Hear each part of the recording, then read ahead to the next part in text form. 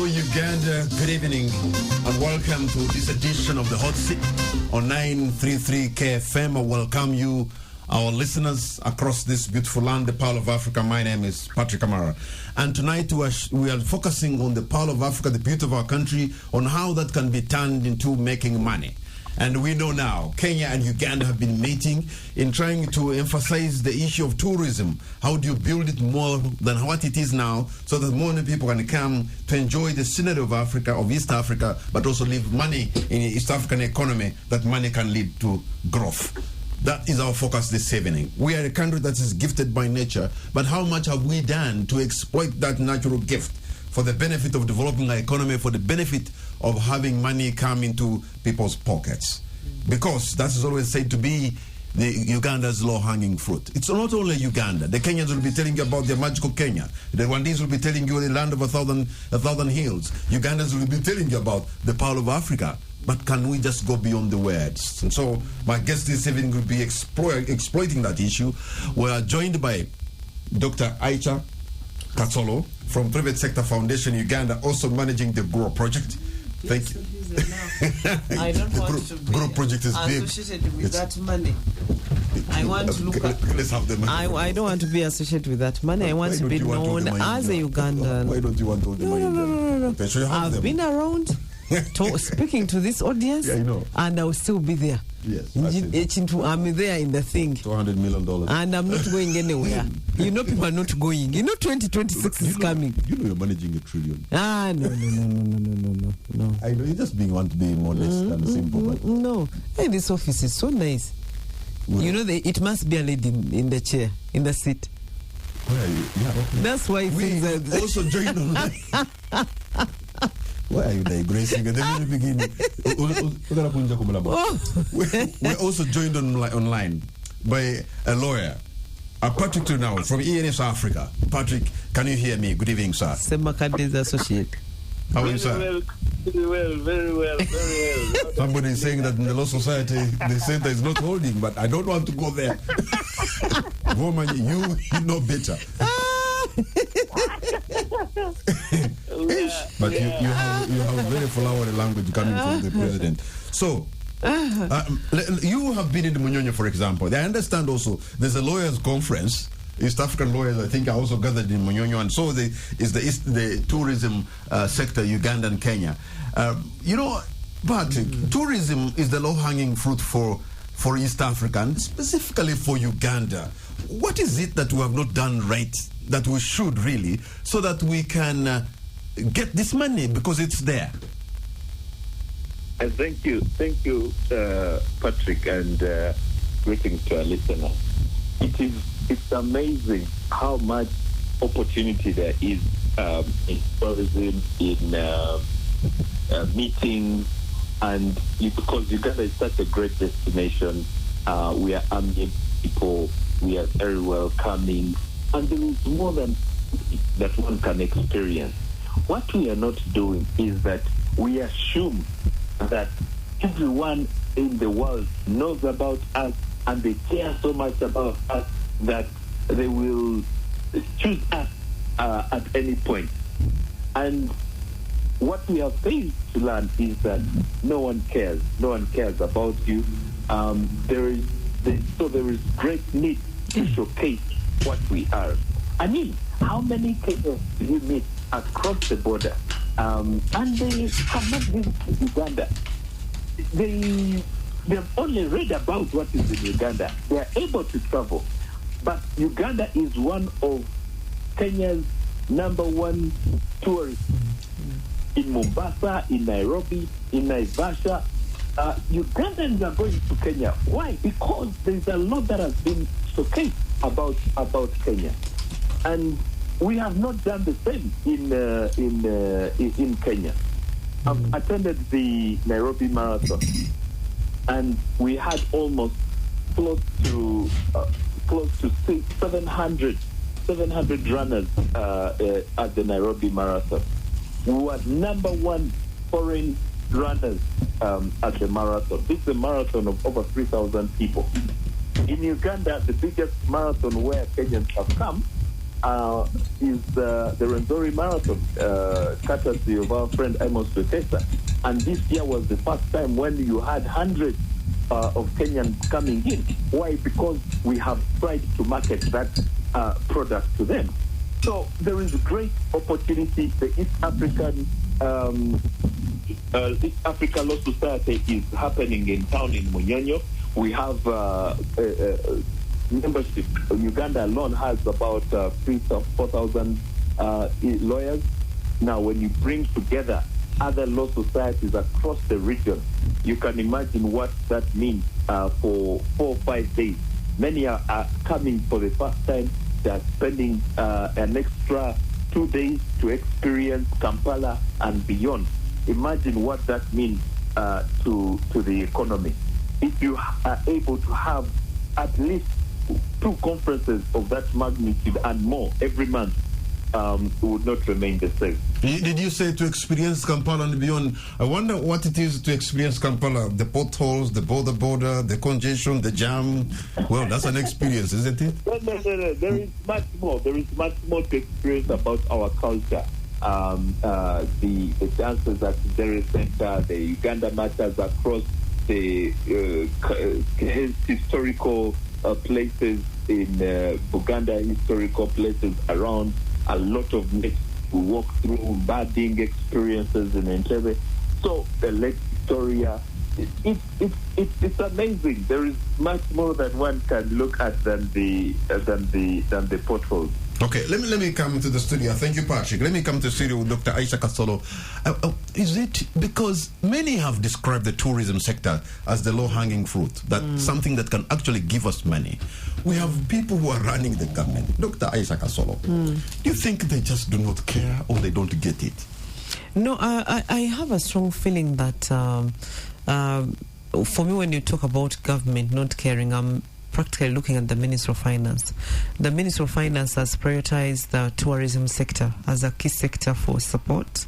And when you look at the previous CDP project that they had, buying the buses, I think you saw what happened. Reviving of the Ginger Hotel Institute, which I think is very good. And then now under Invite, tourism has been earmarked, and when you see most of the routes, but I think that you see what happens when they are appropriating resources. There is a lot of competition on where money should be able to go. I just think that yes, we are investing, and the airline is a big boost to reviving the tourism sector. You get it? But I think that we need to do a little bit more. Why? Because if you harness the benefits of tourism, you've told people Uganda is good, because telling people that Uganda is good and you should come, and you're the same people in Uganda that are telling them it is bad, and you're only showcasing the negative things. You understand my point? Yeah. Then it means the benefits. You know, their countries have been, and the way they talk about them, you think, but when you reach there, they are overrated. I know. But you're already there. You already there. So we are not telling our stories. Sometimes I think we are not telling our story. We are not telling our story. There are so many challenges with other countries as well. There is no single country where there is no challenge. I've just been reading about the UK today, and they have over 2 million petition to do elections again. You get it? But it doesn't take them away from talking about how it is a very interesting destination hub for investment, for IT and tech in the European, and they have decided not to be part of the European Union as well. You understand my point? But sometimes in Uganda, we tend to, that when you're given a chance at the international platform, the first thing you have to say is Yantama. That country is not good. That, you understand? And what does it feel to? And I'm telling you, reality is that Uganda is a good country. Ugandans are really nice, but we are not investing enough. I think we need to invest much more in tourism. We are not investing enough. We are sometimes driven by politics. Let me take it back to Patrick, because Dr. Aisha Kasolo is making a point. Sometimes we Ugandans, we have a tendency of washing our dirty linen in public. And yet other countries, they have a lot of problems. But you'll find when it's about projecting their country, they'll speak with one voice. Why is it that for us, we cannot have our infights, which is okay, but when to project the image of Uganda, we could also say, okay, take a pause on our internal conflicts, but package Uganda as one good thing for the rest of the world to see. Can we be able to make that dichotomy? one of the challenges we experience is that there's a lot of despondency among the populace. So there's a lot of frustration and all these kind of things that people end up saying whatever they can, exposing and Patrick, even in the United States, there's a lot of frustration. People are dying of drug abuse, fentanyl. People, these mass shootings in schools and everywhere. Racism, whereby sometimes if you're driving, you're black, and somebody stops you, probably you pray hard, you're going to go through safe. You go on the streets in the United States, sometimes you may think, okay, is this what I've had? But it look like the image they project the rest of the world is different from what is exactly in the United States. Why can't we also learn to have our negativity within, but when it comes to market Uganda for mother country, then we talk good about mother country? You see, Patrick, that marketing also, we must experience ourselves, that people get to appreciate their country. And the more they go out there, then they realize what a great country it is, because the few opportunities have traveled around. I realize how great, what a country we have, what a treasure we have. And also for more information to be out there, for people to realize that this harms us. We'll give you an example about the gorilla conservation that has happened through the years. The people around the gorilla conservation areas disliked the gorillas because the conservation was encroaching on their livelihood. They were restricted on their land. Some of them were chased out of the forest in order to preserve the gorilla, the wind impenetrable forest. But until government made effort to show cause why it was important to conserve, and the revenue they were generating and how it was benefiting the communities, that did not stop. So there is need to also show great effort. There is need to put in effort to showcase the country within the country, so that people know the value that it creates. When you create a strong image, a bad image, we even see it with government. You have seen terrible images that government officials have posted online without any sense of understanding of the communication that it is sending. All right, Patrick Turnau from ENS. That needs to go across and also within the country. Thank you. Patrick Turnau from ENS Africa and Dr. Aisha Kasolo from Private Sector Foundation Uganda. We're going to take a break and the hot seat will be right. Welcome back to 933 KFM, and this is the hot seat. My name is Patrick Amara, and in the studio I have Dr. Aisha Kasolo from Private Sector Foundation Uganda, and joining us online is Patrick Turnau from ENS Africa, and we're discussing Uganda's tourism potential. Has it been, exploited enough? What do we need to do? But Dr. Aisha Kasolo, I was wondering, you cannot sell or market a product you don't know. You can't talk about Uganda if you don't know Uganda. How many of us really understand the beauty and the exceptional beauty of this country? That I have not been to Kidepo. I'm told Kidepo is the most serene place you can ever find. Like nature, how God intended nature to be, that's how it is in Kidepo. It has pristine, if I can use that word. And not many people know about the surroundings of Uganda and the beauty of Uganda. No wonder we cannot talk about the beauty of this country, because majority of us do not know. No, I think that we forgot to teach people storytelling. There's something that we are losing. Patrick, what used to happen is that before, when we were growing up, we used to do storytelling. It's no longer happening, because tourism is about telling a story. I can tell if you start talking about Unseneni. It's just Unseneni, and you talk about it and how it happens and how it is harvested and what it means. And do you know, just talking about it, when you think about these countries, they tell you to go and see their wineries. What is there? This is typical nothing. It's about telling a good story. Typically nothing. So I think that for me, we need to get this art back of storytelling. And I think the Minister of Education has to ensure that those old habits that we had before of telling stories. It's so funny. Remember before they used to, even in kids, they would ask, tell us when I was coming at school. But then there's also this one where they tell us, for me, I knew the hyena stories. You remember those hyena stories? The hyena. In fact, every tourism, it's about a story. It's just about a story. It is, I can tell you, that matatu thing we have, the taxi park, you can't find it anywhere in Africa, not even where you have a collection of matatus in one place. And one place where I found that the people were able to tell the story. And somebody was so surprised that even people know where a stage is without a Google map. Do you know how exciting it is? How you just start talking about it and you spend the whole day and somebody would come in to say, I want to see the matatu. We have so many cultural heritages. How do you get to the stage of Gauku? You know? How do you get to know Uganda is acceptable? Uganda is exciting. You go to a place and there's no signpost and there's nothing. There is no road map. And that is Uganda. That's the excitement. People love that excitement of talking about something. You get it? Okay. And we lose that excitement. There's so much, tourism is about that excitement. Let me bring in Patrick. Somebody is wondering, how do you even get to know that this is Kinamata stage without a Google map? I mean, Dr. Aisha is I'm telling you. Never here without a Google map. Here without a Google map. Patrick, take it from He's a lawyer, he can tell you. There's a book written by it's called We Are All Birds of Uganda. Mm-hmm. And the theme is about Indians who were born in Uganda and they lived in the UK, all those who were expelled during Amin's regime. And one of the descendants comes back. His parents were expelled and they went to the UK. He comes to visit. Everyone in their community talked about Uganda. And it's fascinating.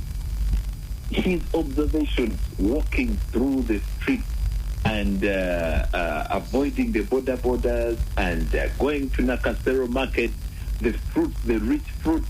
He had never, the exposition of how they had never eaten such a sweet mango and watermelon, walking down to the new park. I mean, that was an experience alone. And it is very fascinating. So I agree with Ruth that we must tell the art of telling the story, knowing that, people are sharing different experiences. When you go to Mauritius and they tell you that they are taking you to the highest point in Mauritius, you think you're going to climb Mountain Rwenzori. But it's a small hill somewhere, and they're telling you all these fascinating stories about it. So it's about talking the place, the name of the place, the culture, the habits of the people, and that alone is a story. The more we grasp it, the better people get to appreciate their community and what they realize what they can offer to a visitor. And we have so many, Dr. Aisha, we have so many areas that we could make exceptional stories to stand out on their own. I mean, you have East Africa's freshwater lake, Victoria, you have the longest river, the Nile, you have the mountain gorilla, you have the man-made lake in the middle of the city called the Kabaka's Lake, you have snow-capped mountain, the snow that is permanent from January to January. There are so many things to talk about this country. It's only so much. Because when you go to Israel, even if you take to people where AIDS came from was it in Rakai, whatever? AIDS came from Kasese. It was first discovered in Kasensiro, landing site. In Rakai? Yes. Kasensiro. And people want, I'm telling you, I was in India that time when there was tsunami, and there was this place where, when we had tsunami and people died, and it was such a huge tourism attraction. They had even made small toys. So in our it is like that. Into treasure. And the toy was called Tsunamika. And the woman was talking about Tsunamika, what not. We ended up buying toys. We ended up going there. And the place was so busy. And for me, I think in Uganda we have a story, even if it is about your Toro Kingdom. And somebody talks about this kingdom and the heritage and how we had this Princess Magaya, one of the most beautiful women Uganda has ever had. Who did that movie? The Queen of the Jungle? Yes. So beautiful. So let me tell you, that woman was so beautiful. So beautiful, so elegant and beautiful, and defines what a Mutoro woman looks like. People do not know what a Mutoro beauty, it means to be a Mutoro beauty. Just go and watch Queen of Sheba. I mean, Shina, the king of the jungle. Shina, that one. I'm telling you, let's learn the story. And for me, you know what kills Uganda is that when we are not agreeing, we agree to destroy. We instead destroy the country. We should not destroy our country because we are all here to stay. We are here to stay. Other people will all go, but we will stay. Why can't we learn from our neighbors? When they have something small, they can make a very positive story about it, and the whole world will know. And they will make money out of it. And that is how they woke up on athletics. You know, Kenya was making a lot of money from their people, these people who ran. Yes. And then we had to wake up. And moreover, they were taking our people from there, and they go and you remember before. If you landed in Kigali today, you would think that all the mountain gorillas are in one. Those people are just good storytellers, good liars. No, we need to learn to tell our stories. and you might think that Kilimanjaro is in Kenya when Kumbe it is the same case. Tanzania has the biggest chunk of it. You actually just, when you're in Kenya, you just see it. When you're passing, you say it is there, but it is in Tanzania. It's in Tanzania. I think because they have told the story. We need to really tell the story, and we need to invest in that story. And we need to have people that are able to tell the story, speak that accent. Send somebody to go in that country who speaks like them, who talks like them. If you know you want to go to Japan, get somebody who knows and can speak and think like them. If you want to go to speak and attract young people, get somebody that can speak and talk just like them. Which brings me to Patrick. Is it also maybe we have not deployed the right people in right places to do the job, to do the bidding, to make the elevator pitch for Uganda? Sometimes we get, people who are good but not exceptionally good in that area. Well, I don't want to mention names, but you know them. No, definitely. You know, you can have a bad product, but if you market it well, it will be perceived as a great product. You can have a great product that is not known and it has no meaning at all to people. So the packaging, the communicators, the entire infrastructure has to come together. There are many places to visit in the world, and we are not a priority until you are known. You must show cause that you are worth, you are a place, you're a destination to go to. And many times people will tell you that when they are marketing the country, they have to associate us with Kenya, Tanzania, Rwanda. You know, we are neighbors to Rwanda. We are here in East Africa. Why should that be happening? Because the other countries have invested in making sure that they are known. You're not going to explain where Kenya is, or what is in Kenya, what is in Tanzania, or what is in Rwanda. But that comes at a cost, and it must be invested in. And of course, like we mentioned earlier, the infrastructure, the having the Uganda Airlines is a great boost, because it's unbelievable that until recently, so not yet even that we don't have a direct flight into Europe, in one of the big markets, or into the United States. So those links are important for any person to get interested in us. All right. Patrick now from ENS Africa, I want to thank you. I understand you're going up for another assignment. Later we are going to be joined online by Mr. Amos Wekesa from Good Lake Safaris, but for you, Patrick, we say kwaheri for now. Thank you very much. Okay, and we're going to take a break, and the hot seat will be right back. Welcome back to 933 KFM, and this is the hot seat. My name is Patrick Kamara, and my guests in the studio, I have Dr. Aisha Kasolo, and also have Amos Wekesa, who should be coming in here, but can we get him online? All right, I think we have Amos Wekesa joining us online, and good evening, Amos. Can you hear me? Yes, I can hear you. Good evening, Bwana Kamara. We have Dr. Aisha as well here. Yeah. What's up? You need to address Dr. Aisha very well, not the you know. I think that's why. Aisha, Dr. Aisha, okay. There you guys. Okay, Fale, I have to tell the listeners that these ones are friends, and sometimes they have like some kind of a sibling rivalry. I've always been Yeah, questioning like whether that guy was whether he went through the Imbalu thing. That is where our problem comes from. Whenever I ask him, I'm not so sure. I'm wherever he's in Mugisu. It's somewhere. And then you ask him the technical questions and we hear. Somewhere in a hospital in California. So. Can you take charge of the studios, Ghana, tomorrow? So, by the way, now they're talking about our culture, Amos, we have not been able to sell this country, especially the cultural diversity that we have. You know, if we brought people to Mutoto ground when there is the Imbalu festival, that alone would just be a big deal. If you took them from there through Dokol and take them to Lango and see how the Langese, the culture of the Langese or the Acholi, and you know, take them to among the Alu, bring them to Toro and they see the Amakondere dance, which is the most gracious dance on the continent. You know, have we even marketed our culture before we can talk about our natural beautiful scenery? Well, I don't think we should be using the word marketed, because I don't think as a people we appreciate the word marketing. Even when international organizations within our midst have proved to us that marketing actually works. I think it's our education system that has let us down in terms of thinking. Normally, for any organization to succeed, first, it must be known. If I've never seen you, I've never heard about you, you actually don't exist.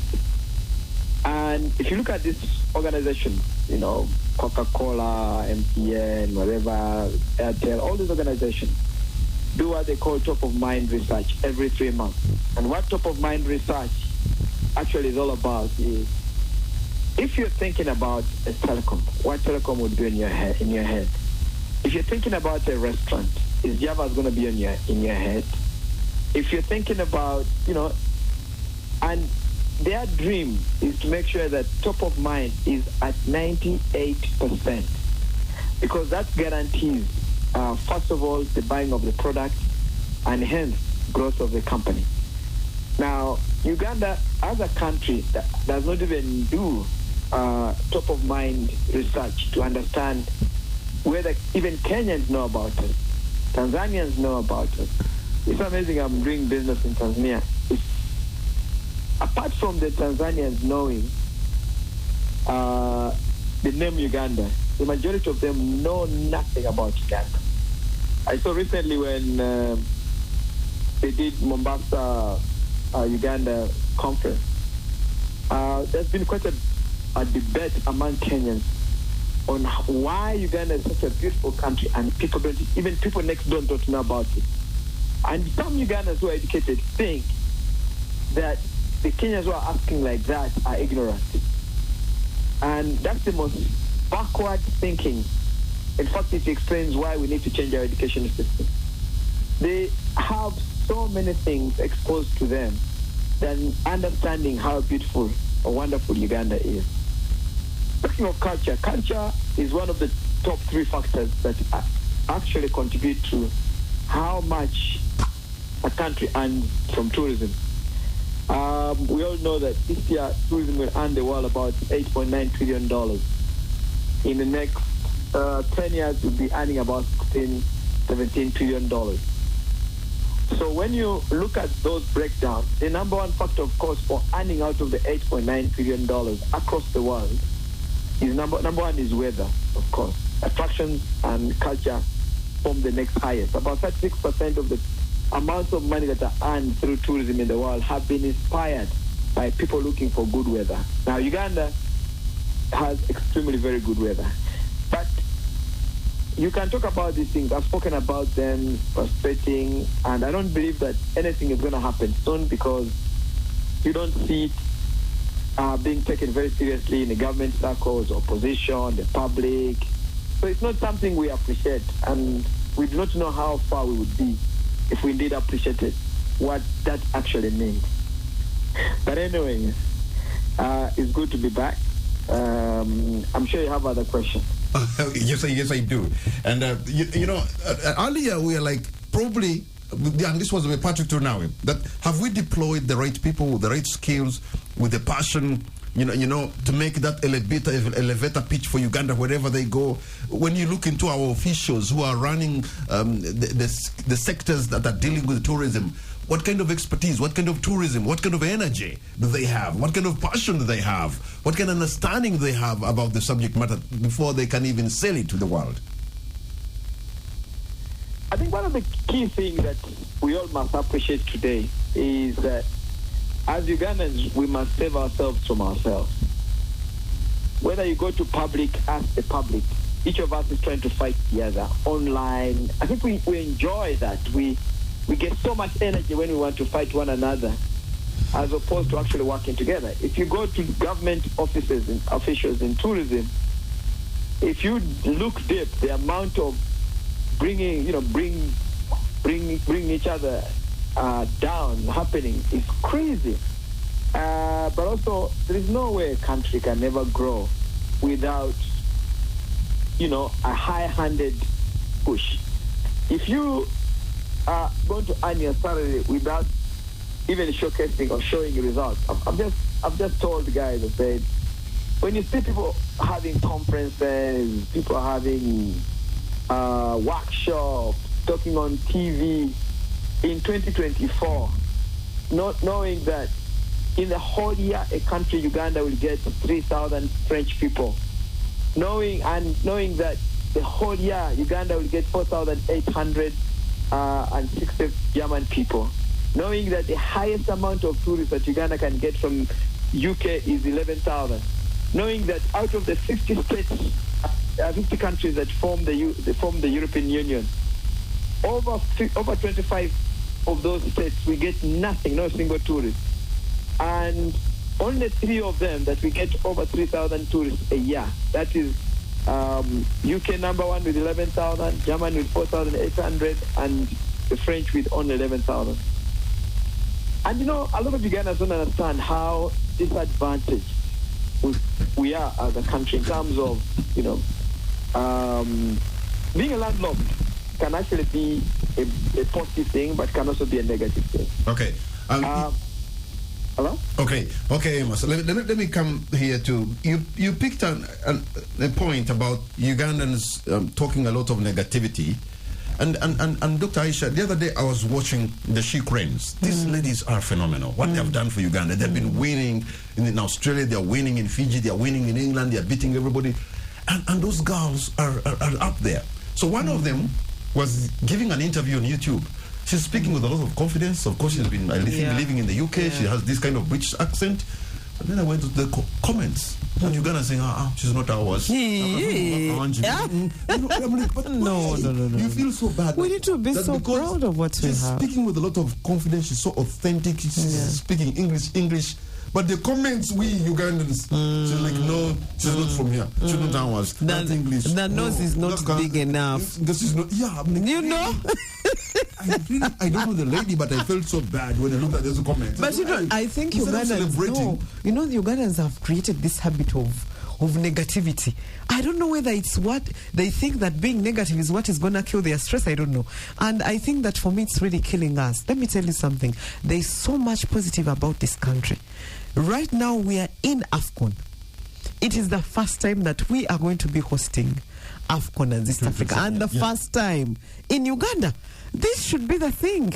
We should be discussing the business opportunities around AFCON. And how are we able to, we should even be knowing what small businesses how people are going to make the money around AFCON. Things, and this is the time. This is the time. The First Lady, the Minister of Education, has set up a committee that is going to lead this, and she's working around, and I want to ensure, Ma'am, get the women and the young people to see the benefits of AFCON. And at least they say it came. When it came, I sold. If it's about selling vuvuzela from whatever, Katwe, it's okay. If it's about selling it, it's okay. But you made some money. Do not give people who have money to sell snacks. Let me tell you, people will make good money in AFCON if we are able to use it well. So we have these good things on our plate. We're not using, we have the best food. The best food. I can tell you, those countries that are hosting Premier League, and they make money. They make money. everywhere people make money. This is bigger than your nyege stuff. Funny stuff of nyege. Okay, you love it, it's okay. I don't mind about nyege, but AFCON is big and we can be able to make it a bigger thing. If you look at, for example, telling the story about our food alone, let me tell you, I have traveled in over 40 countries and I can tell you, Ugandan food is very good. You eat our pineapple, you eat our mango, and you can't easily find it anywhere. And there are many people who just love food. They want to eat. And if you tell them what it means to eat and what it means that in Uganda you can eat from morning up to midnight. And you wake up in your food and you as a tourist, you enjoy. You come for the food festival. You get it? We're going to take a break and the hot seat will be right back. Welcome back to 933 KFM and this is the hot seat. My name is Patrick Amara. My guest tonight online, I have Amos Wekesa from Great Lake Safaris, and in the studio, I have Dr. Aisha Kasolo from Private Sector Foundation Uganda. Earlier, we had Patrick Tunawe from ENS Africa, and we are looking at Uganda's tourism potential, the low-hanging fruit that we seem not to have taken advantage of. I understand, Amos, there has been some kind of a tourism conference between Kenya and Uganda in Munyonyo. I wonder whether you can bring us to speed on what this is all about, or maybe if it can add value to this whole business of enhancing the tourism sector. Well, yeah, I think the only problem is that we expect that when they do one thing and people go and sip and something will happen. No.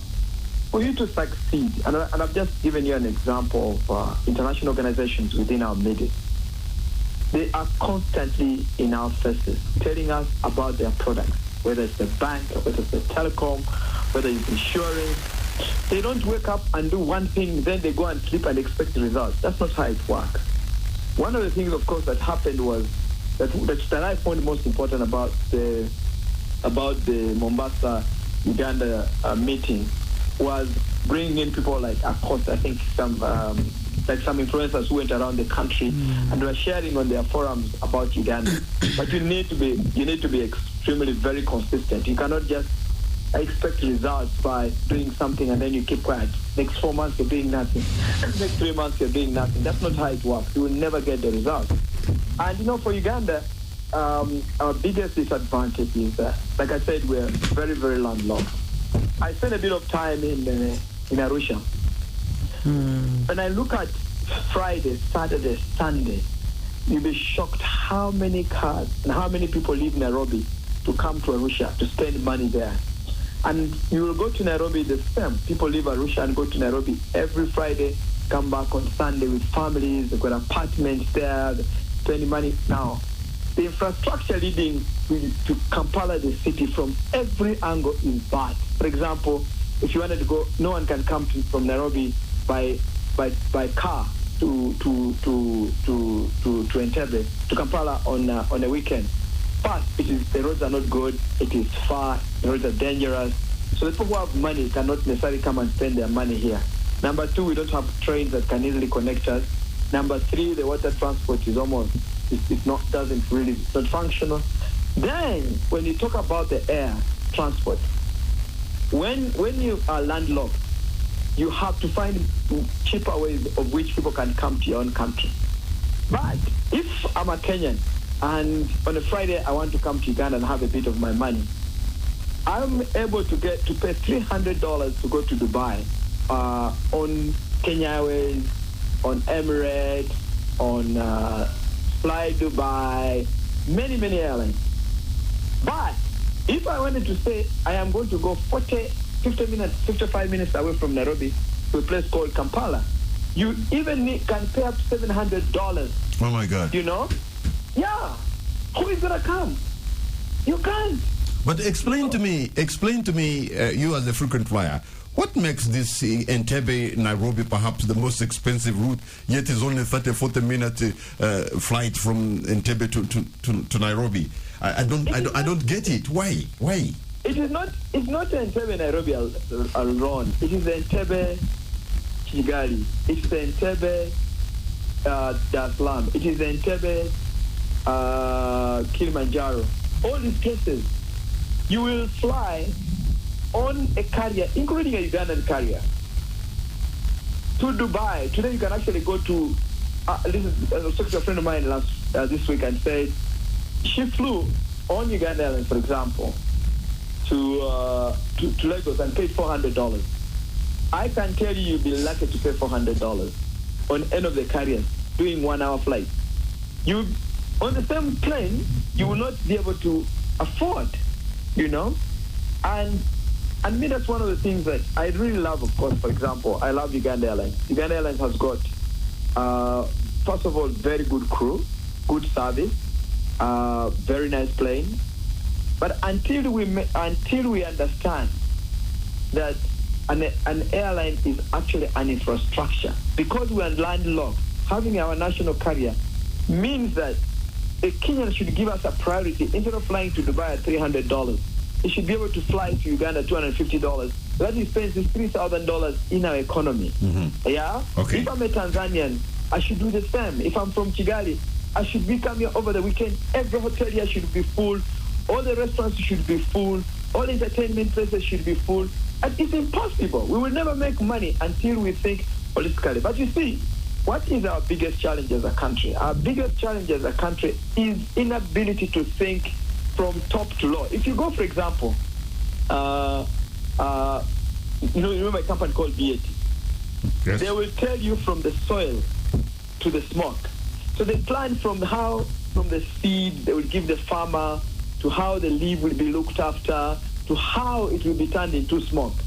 If you go to, for example, breweries, any of the breweries, they will be mindset from the time from the soil to the seed of the ingredients to when the drink is taken. Okay. So unless you think very holistically, you can never succeed as a people. All right, thank you, Amos. Let me come back here. So the issue of infrastructure is key. We have seen, I'm sure you know this, the Kenya, the Entebbe route, whatever direction in our region, very short as it may be, is one of the most maybe expensive routes anywhere in the world. And that beats my understanding. But also because of the lack of the train and the roads being bad, perhaps we can say the ray of hope is because we saw last week the president relaunching the SGR project in Tororo that will connect Kenya, Tanzania, and maybe that is a good thing that is coming. But it will take some time SGR to really happen. But it's happening. For me, I think when you look at the road network, if you look at the last, I think the last 10 years, the road network has actually grown almost by 50%.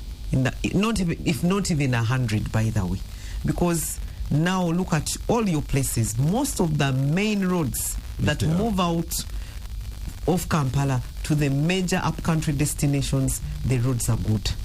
You get it, and that is a plus, showing that at least the government has been able to provide the necessary and actually, as you see, even when it comes to government borrowing, they have been prioritizing roads and energy. Yes. So those two are there to ensure that it's possible for people to do business.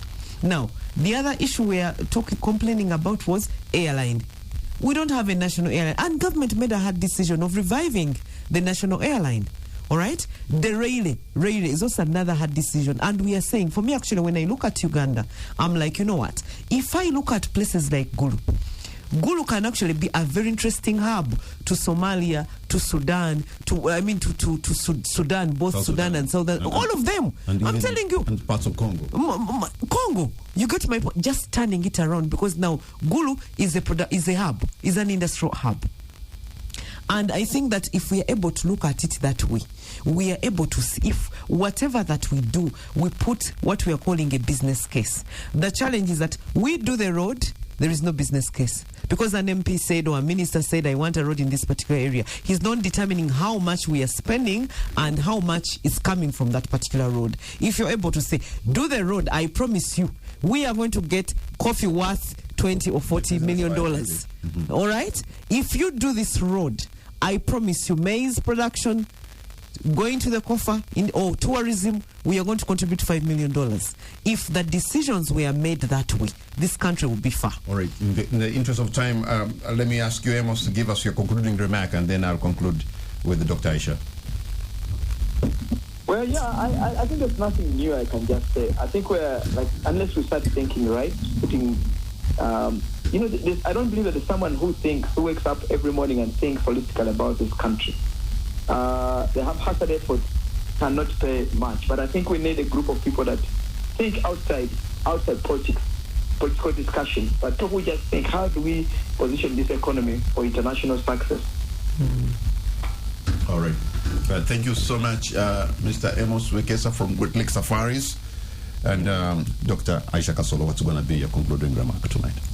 My concluding remark is that I think we need to really think about this country at heart, regardless of our political affiliation. Let's learn to be like Kenya when it comes to issues concerning our economy. I know that we are going into elections, and let's prioritize our economy. Let's prioritize jobs. Let's prioritize, expanding the tax base for the country. If that is the kind of tech that we have in all papers and the discussions for NOOP, for DP, for FDC and whoever, or NRM, for me, I think that will be a better option for this country. Thank you very much, Dr. Aisha Kasolo from Private Sector Foundation Uganda. Thank you. Thank you, Amos Wekesa from Great Lake Safaris, and Ali Patrick Turnawe from ENS Africa. Thank you. Most of all, you, the listener, I want to thank you for the privilege of your company. Good night and God bless.